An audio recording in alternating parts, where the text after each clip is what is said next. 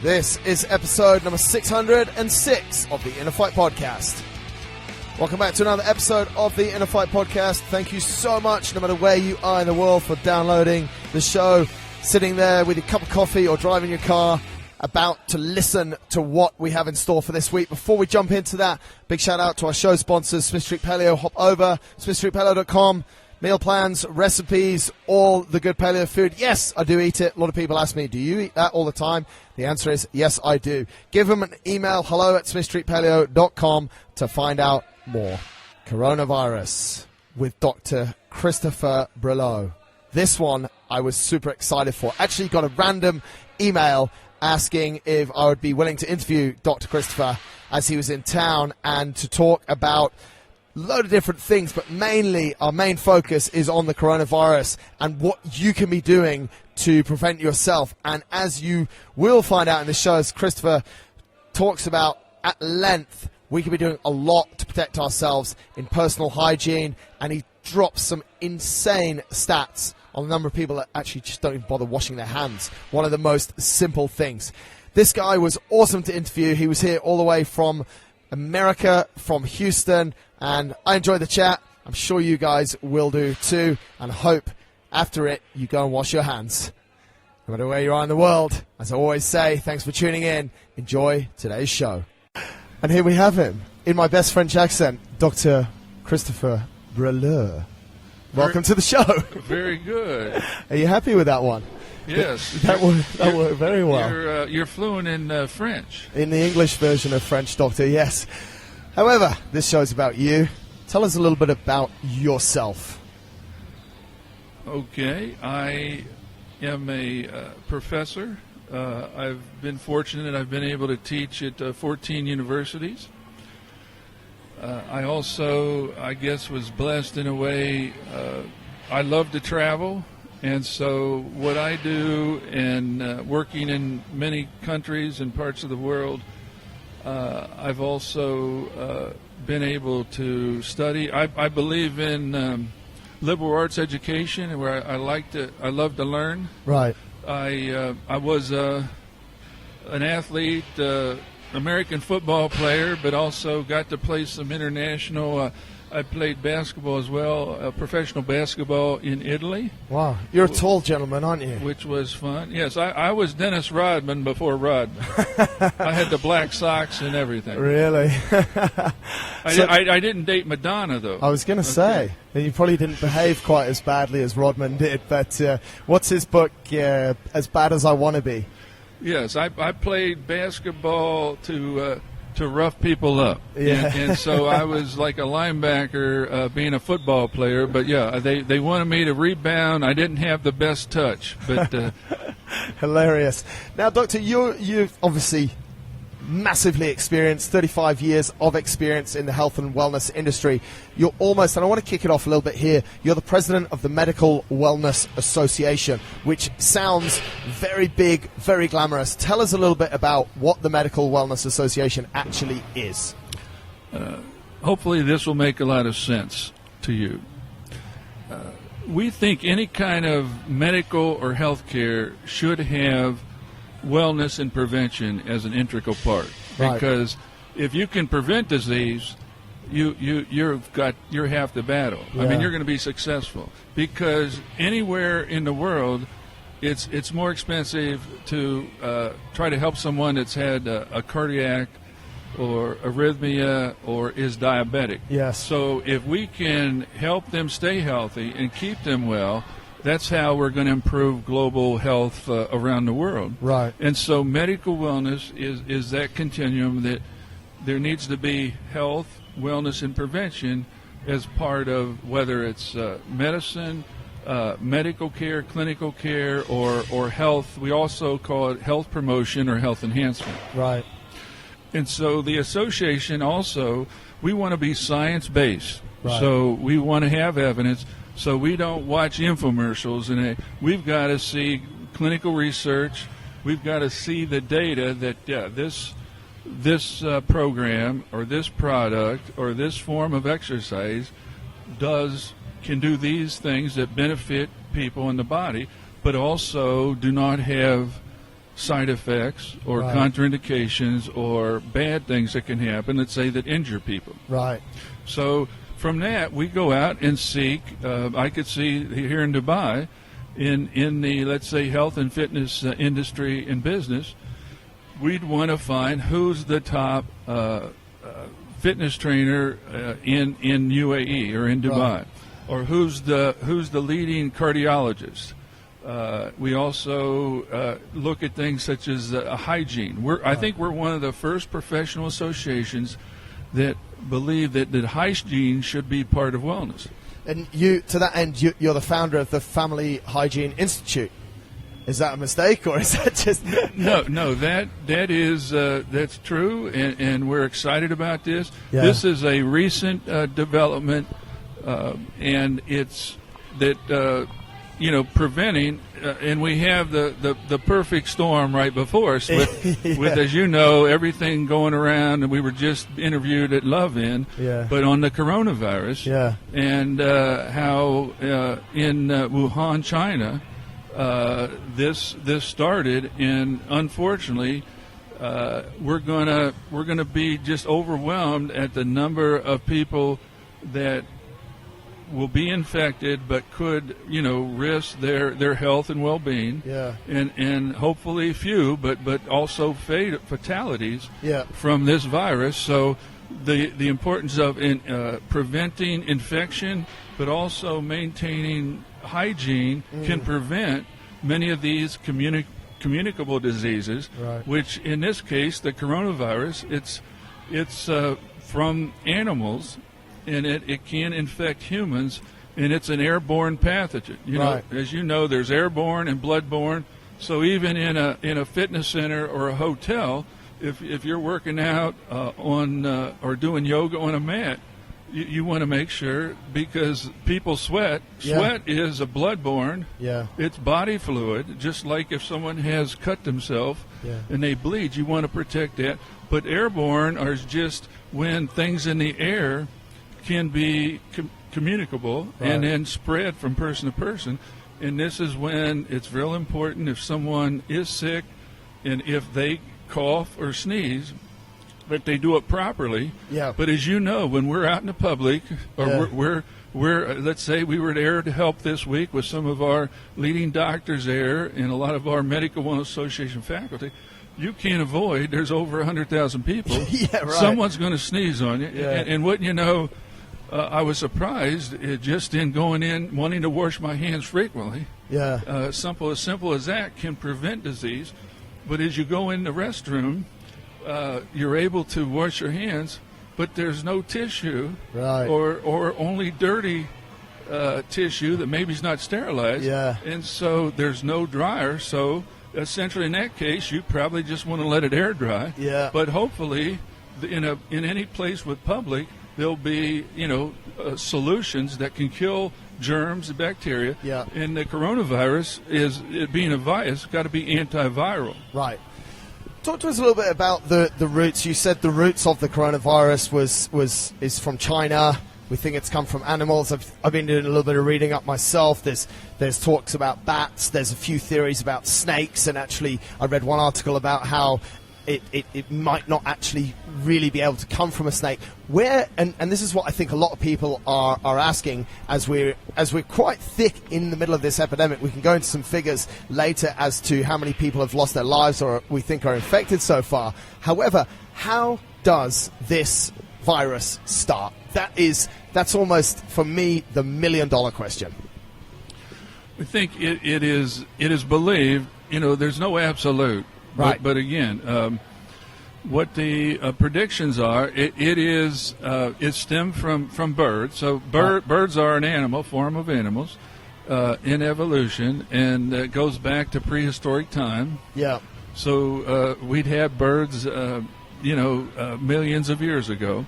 But it can also be spread through other animals and people. So once the virus, this strain of virus is spread through animals and initially birds, but now it can also be spread to other animals and other people. Right. So that's and what how does it get?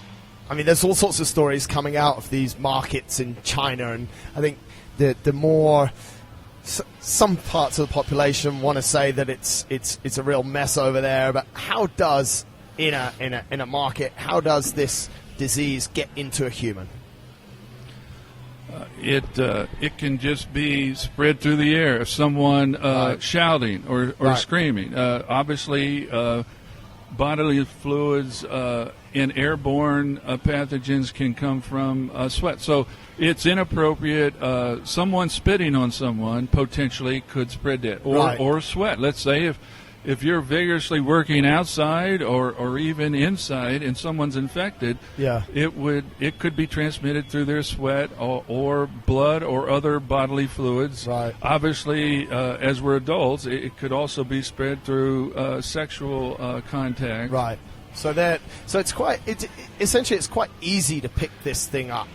Like, if you're in close contact with people, like you rightly said, in a fitness club like this, if people are sweating, something's going on, it could be quite easy to pick up a virus like this. Well, even more so with it being airborne, because that could just be a sneeze or a cough, and it transmitted, or it could land here. We've got your desk. Yeah.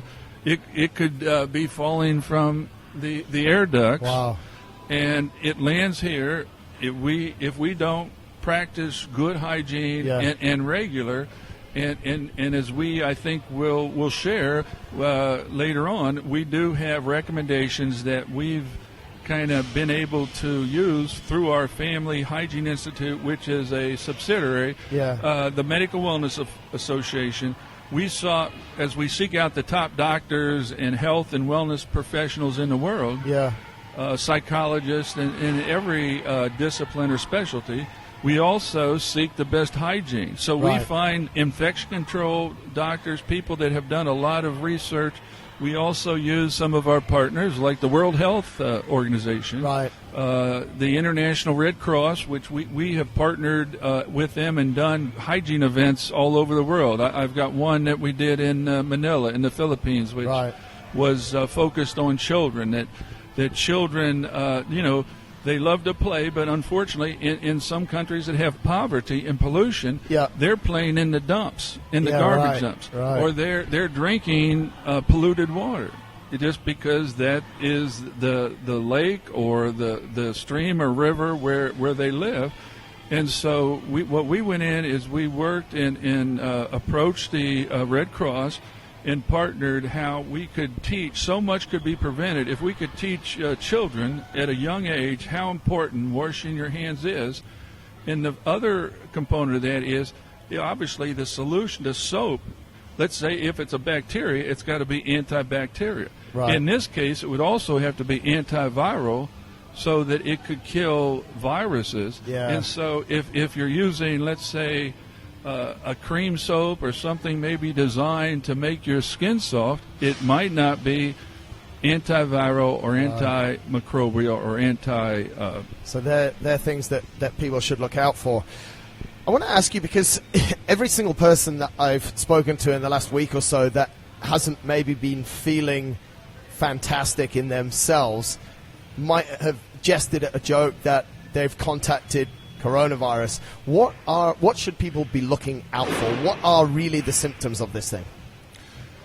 Very good question, but I'd probably also preface that is obviously we're a fully functioning human, so there's a mental and an emotional component. And there are many of us are psychosomatic. I mean, if we think it, the mind is powerful. So there is that mind-body relationship. But I think it's critical that we practice and learn where we are. If we're in public, like, for example, I've had a great week here, as you know, and I came to Arab Health and to meet with our partners. But I fly out early in the morning from the airport here in Dubai to Houston, Texas, where that's our corporate base. And by the way, we are home of the world's largest medical center there. But we're only about 6 million people. We don't have as many people as you have here. But I'll be in an airport, and so there'll be travelers, some maybe are coming from China, some clearly from Asia, because Dubai is an international hub, and people fly here from all over the world. Yeah. And airports would be very common. And as you go down through that, actually, when you research what the most potentially damaging or easy to be infected with germs, bacteria, and viruses, it would probably be public places. And at the airport, is never use, let's say, dirty tissue. Use sterilized tissue. Sure. Because you might clean your hands, but you reinfect it on something that's been there. Yeah. And also, so any kind of like paper or towel potentially can grow bacteria. And viruses, right, and have microbes. So that would be critical. But also on the plane itself, they test the germs. Is the tray where food is served, and people put their hand. That's where they find most of the things. Just like at our home, sometimes near the kitchen sink, where maybe people are preparing or cooking meat. Yeah. In this case, the virus, since it's animal based, is if you put, let's say, chicken or raw meat on the counter, that could be creating more growth in viruses, and it would need to be sterilized and cleaned off. So also, if, let's say, meat is not cooked thoroughly, then it could be transmuted either through the bird or the meat of that animal. So no more nice blue steaks or rare steaks or anything like that for a little while. We might want to go keto vegan, or at least make sure that we it's probably not a time for eating a lot of rare meat. No steak tartare tonight then, Doctor. I'm agreed. Agreed. So going back to that, what are the symptoms? What are people feeling? Is it head cold? Is it what are people feeling when they've contacted coronavirus?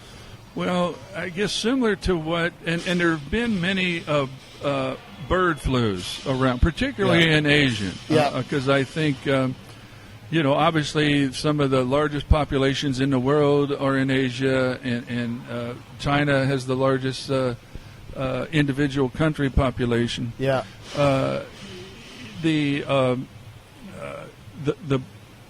The birds virus and the flu viruses, it's similar to other types. Flus all have a unique strain. Yeah. So some are worse than others, and some they obviously do not estimate, or they don't think it's going to be as pivotal. And there's only, let's say, vaccines sometimes are designed for another strain, and they might, clearly, let's say the vaccines that have been out. The other, I guess, significant thing is we're kind of at the end of flu season. I mean, kind of as the fall and winter starts, and in most parts of the world it does get cold and wet. It's cold here now, but it's beautiful here. I love it here in January. But the flu, you're going to have fever. Yes. So fever can cause headaches, overheating. So your homeostasis changes. And some people sweat profusely. Yeah. And then there is muscular ache and pain, in addition to, let's say, headaches or muscles, particularly in the neck and in other muscles, can actually ache. Wow. When you have a bad strain of flu. Yeah. And some years the vaccine seems to be at least in the ballpark or on target, so it helps lessen, but you still can get some of these symptoms. It's just not going to be as severe. And clearly the most critical is for babies and young children and senior or mature adults. Yeah. Those risks where through the flu they could get other conditions like pneumonia. They could get fluid in the lungs because of some of the symptoms that come from various strains of flu. You mentioned one thing just before, Doctor, in that you were talking about various strains of bird flu. Well, I think a lot of people would remember back to 2003 when we saw a huge outbreak of SARS and the coronavirus seems to be compared a lot to that. Some of the stats that I was able to see is that we saw 8,100 cases of SARS, but we've already seen 10,000 of this new virus. However, on the flip side, 774 people were known to have been killed by SARS, whereas I think coronavirus, we're at about the 250 death toll of the virus. Should people be concerned? Is it as bad as SARS? What can we compare it to? And is it and I know it's maybe quite a subjective opinion, but is this thing going to grow? Is it the end of the human race, or what should we be thinking about? No, we don't want to be fatalistic, and we hope it's not the end. But no, it's very early on. Okay. So we ain't seen nothing yet. Wow. I mean, if I use poor English. That's great English.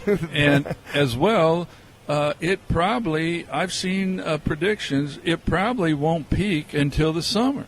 So this could go, from June to August, and obviously we're going to, with global travel and people flying in, I do know that just in the last few days, many international airports around the world are closing and not allowing certain flights in or certain airlines. And again, think about that. Some people professionally travel. So if you're a pilot or a flight attendant, I mean, you might not even know. Obviously, we all been on airplanes or in buses and trains. People cough and sneeze. Yeah. So, at minimal, use good hygiene. Wash. Make sure you if you're concerned it won't, take solutions with you that can effectively kill the virus. And wash properly, thoroughly. You just can't put it underwater. Yeah. You've got, as you know, just like scrub. Pretend like you're a surgeon and you've got to scrub. So thoroughly scrub.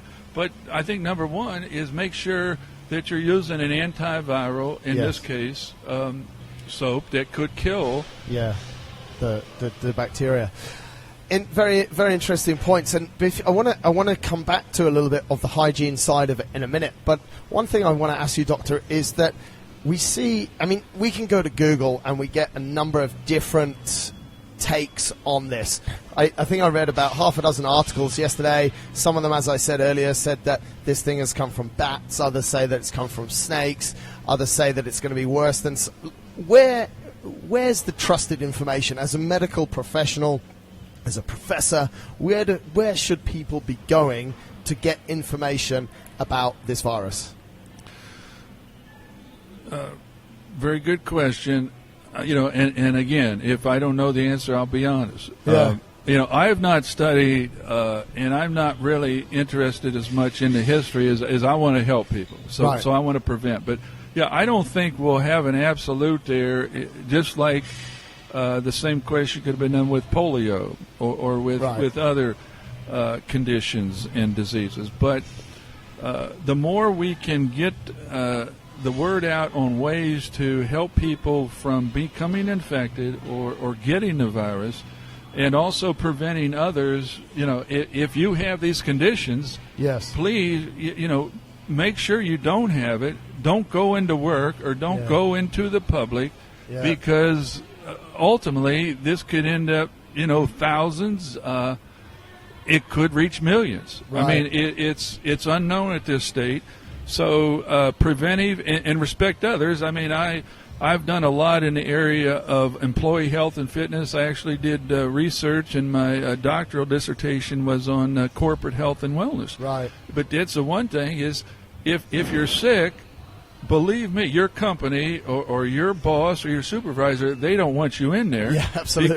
Because ultimately that could bring down the workforce, the whole workforce or affect others, and not only them, their families. Yes. So I think you've got to be sensitive and take self-responsibility there. But again, I think help, and it's going to be an issue as we clearly, again, we say it's not even anticipated to peak until the summer. We don't know when in the summer. Yeah. but that also is a peak travel time, and, Yeah. and people go on holiday or vacations. Yes. And so, I think there'll be decisions. I mean, instead of flying, if I can drive, You'll drive. I might do that. But again, if you're on a bus or you're on a train, again, I would, take the best solutions I have. Let's say for the armrest, or if it's vinyl or plastic, the headrest, Yeah. and always think, okay, what parts easily could touch my. These are the very critical sensitive areas. My eyes, there's fluid in the eyes. You don't want to rub your eyes. I mean, that's how pink eye and and other things start. You also, your mouth, obviously. Just think about a child that is on a pacifier or loves to suck the thumb. Yeah. I mean, that would be in a school. If they're at daycare in a school, that could so easily, and as well, inhaled or through the nose. Yeah. Yeah. So those would be things. So the more we get people to think, and at some point it might be it might be safer staying home. I also got to admit, even though I was excited, I love Dubai, but Arab Health, I have learned that it's obviously one of the largest medical and healthcare events in the world. Yes. And they get well over, at least their numbers were over hundreds of thousands of people. And it clearly is busy. You go to the World Trade Center last week, and all the hotels are full. Yes. But you could feel the fear there. And each day you kind of saw more people wearing masks. Right. And in other areas, and I think we're starting to even see that here in Dubai, Yeah. where there's other places. I know in California, for example, we get a lot of international flights into L.A., San Francisco, San Diego. It's crazy. Yeah, I mean, people are. So, I think we gotta keep grounded and stay calm. But, I think there would be some decisions that. We choose not to be in public, and if we do, we want to be cautious. Yeah. And there are, and at some point, if we get into that, there are some new innovative things. Let's say when it comes to we talked about the mask. Yes. Just, since it's airborne, and you can inhale it or breathe it through your nose or mouth. Yeah. Obviously, most masks out on the market are for smoke or pollution. Obviously, we know on the extensive side, even for athletic performance, oxygen is critical. Yes. As you know, if you're training or you're doing a marathon, a triathlon, and you're up at high altitude, it's more difficult than if you're at sea level. But also, with it changes as well just in flying. Yeah. When you go at a high altitude or low altitude. Also, temperature change can impact. I think we also should mention and bring up what's critical. We're talking about what can we do in addition to prevention and using sound hygiene principles. We can strengthen our immune system, right? Because that's why babies don't have their full immune system set up, and they're still growing and adapting. And seniors, they're very susceptible. So by eating well, by eating a well-balanced, and if you can, taking some vitamins and nutritional supplements to help, that can increase and make your immune system stronger. Yeah, absolutely. And also rest. I mean, just as you know, as a professional, overload is important with training and increasing your strength or your cardiovascular, but also rest. Yeah. Rest is just as important. Yeah, absolutely. Yeah. You don't train. I bet you don't train the same muscle group every day. No, absolutely not. Or at least in most cases. Only my mouth. Too much talking. But I mean, it's interesting because I did read some reports as well that the fatalities so far had been mainly in the older population who obviously have a weaker immune system and are suffering those things. So it's good to hear that that's actually for real. I want to maybe try and give people a checklist. We've been through a couple of different things, but it'd be quite useful, Doctor, if we could leave people with those things. You spoke about antiviral and antibacterial soap. You've spoken about potentially wearing a face mask. What other, and you spoke about some hand washing. What else would people be looking into, or can we hammer home that people should be doing to ensure that they're not a carrier of the disease or potentially spreading this disease? Yes, I would like to share some ways we can all risk or minimize our risk for the infection of the coronavirus, as well as we want to minimize. But just with your question and maybe stepping back and being in general, 97% of the population, so almost 100%, 97% of people don't wash their hands properly or adequately to kill germs, bacteria, or viruses. Wow. I mean, they think maybe just underwater and even again, there's you want to make sure. Let's say if you're using hygiene products like wraps or tissue. Yes. And again, not to just put it back on China, but in China and in many other parts of the world, they're not using sterilized paper or products. Yeah. They're they're putting everything in there, as you know. Yeah. Most things can be recycled, and paper is one of those. You got different quality, but they're clearly, you wouldn't want that paper as on the operating table. Not really. No. When someone, let's say, is under a surgical procedure. Yes. The same thing here. You should be using or seek out sterilized. If you're going to put it to your mouth, I definitely would want it sterilized and maybe never touched by human hands. Right. Because a lot of factories, even if they might have sterilized, people are touching the rolls of paper or when it's in the final product. Yeah. So that's there, but yeah, that 97%. Phenomenal. So do a better job, and that's where just like we did with children. You have to teach, and just like MDs, medical doctors, when they're in university training or internship, they've got to do that, and they can't slack off. It's serious. Yeah.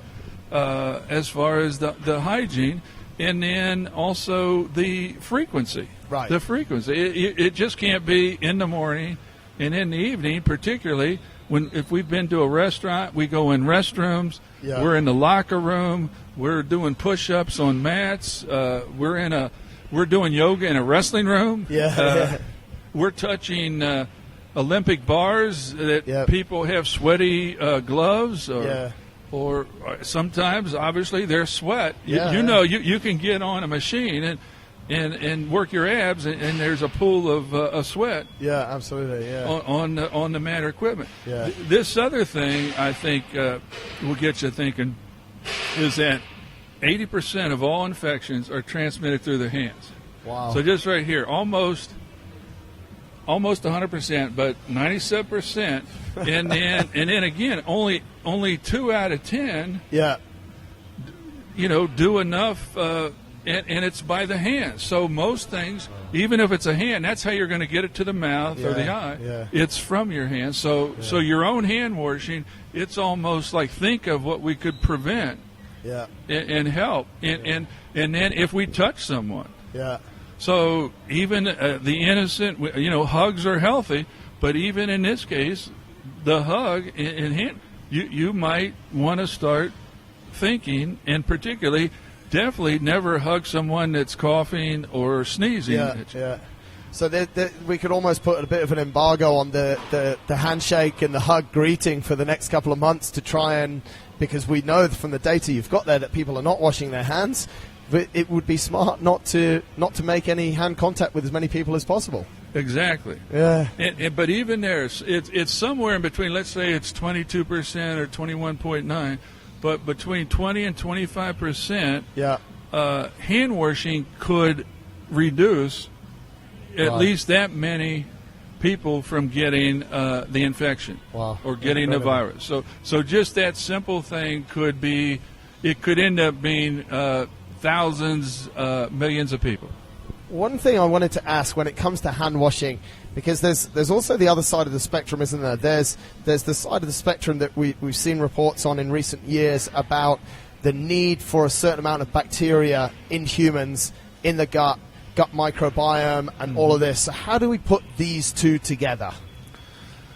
Well, the microbiome is critical, and that's a fairly recent development that we feel and believe it impacts overall health. I mean, people can have leaky gut syndrome. Yeah. We also know there's benefits from probiotics, which can increase. And I can just share from some of our top doctors and some of our Medical Wellness Association faculty, they provide even more helpful information.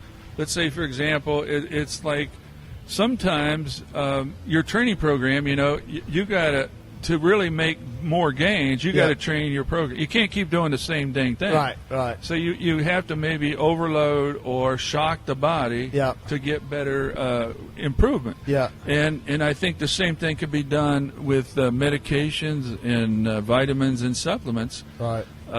There's a lot of supplements I think people take, and this might be new to some of your listeners, that they don't have good bioavailability. Right. Bioavailability is really critical, because if your body cannot digest food or a vitamin or a powder supplement, you're just washing it down the drain. It's useless anyway. No need to go further. Yeah. It's not, if it can't be absorbed in your blood system, it can't benefit you. Right. And that's why on any kind of food or vitamin, we should strive to make sure that the bioavailability level is on the label. Just like, remember, they used to never put calories or the sugar or the carbs, and I think until people started demanding it, and some governments got in and did some regulation there. Yeah. So that's one thing. And so also sometimes, just like your training, you need different foods. You can't just eat the same thing all the time, or take, let's say, the same vitamin or supplement. So sometimes changing. A good example of this, as we're talking about the biome in the human and in the gut, the microbiome, is probiotics. Yes. You have various choices, and you can review the literature, but I would probably recommend you get like a urologist or someone really skilled in the body and gut. An endocrinologist would be one. Endocrinology, they're really studying all your inner organs, so your stomach and gut. Yeah. That what would the best be for you, because based on your sex, your age, and your lifestyle, that could. But also, you should never use the same one all the time. You should change, because each probiotic would have different organisms that grow, and it's good to have balance, and it's and so that's something I find that it's some of my own doctors and that don't realize, and what we try to do is help educate not only the doctors but also, because doctors weren't trained in nutrition. A lot of them didn't even have a lot of exposure about basic that at the moment, course, isn't there? But it is. These things make a lot of sense, and we have clinical studies and research that we can verify, and we really like to support, particularly a lot of natural ways, like natural supplements could help with the disease symptoms, but also in recovery or lessening pain. So there's a lot of breakthrough in the whole, we call it, medical nutrition, but that's a component. So we've got medical doctors and professors at some of the top universities in the world that's what they specialize. They do the clinical studies on how can this natural supplement improve, let's say, your cognitive ability for people getting Alzheimer's. And we have those. There's many that we could go into there. I think we're going to also be doing it here with hygiene in the recommendations. But we would then also make recommendations on medical nutrition and ways people can increase and make their immune system stronger. And that ultimately is what good nutrition is. Very interesting, Doctor. I'm very conscious, obviously, of your time, and you've shared some fantastic information with us. I think the key takeaway here, and is a lot of it's preventative. The stat that you shared on hand washing is mind-blowing, and if people listen to this show and go and do one thing, it should be definitely to go and wash their hands and wash them properly. Do you have any parting final thoughts for us, Doctor, that you want to share with the audience?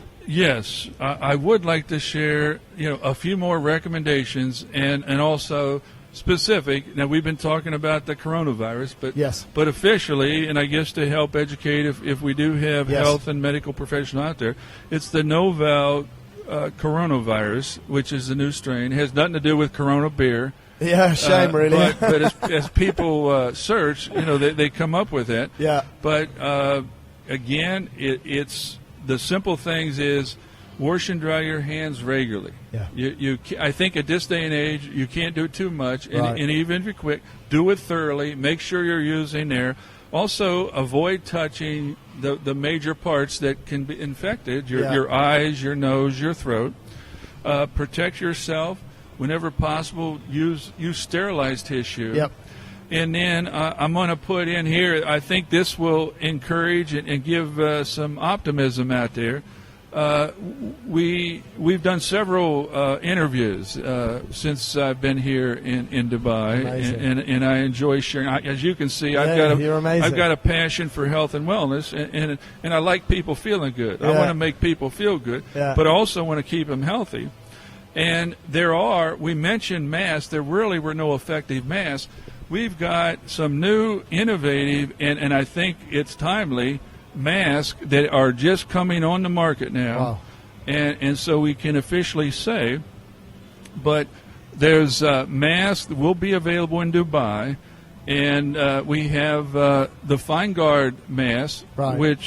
which is brand new to this area, Right. and they'll be available. And I'm definitely going to secure one on my flight back You'll be wearing one on the flight back tomorrow. to Texas. Yeah, Amazing. and would like to take more for my friends and family. Yeah, but yeah. it's Swiss made technology, and it not only protects, Yeah. but it can kill the virus, the Wow. coronavirus. Wow. So there is data and clinical studies how that can be done, and before there were really no mask out on the market, that would just maybe filter Yeah.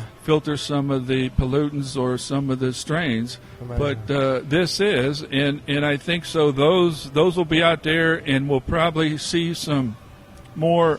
We'll continue to make public service announcements to help educate, and we'll let people know about that. But it is the same there. But even now, if I was going to travel, I would recommend any mask. But there's new products that will be out and available very soon. Amazing. That I think a lot of people would want, particularly when they can't control what's everything. going on. Fantastic. Dr. Christopher Breuleux, thank you so much for your time. Massive insights, some great stats, and we wish you a very safe and hopefully disease-free flight back to the US with your new mask on. Thank you. I've enjoyed our discussion, and please, you're always welcome in Houston, Texas. You can come down the next 2 months, and I'll take you to the world's largest rodeo. I'd love that. I bet you'll be good on a bull. Let's see. Cheers. All right. Cheers. All right.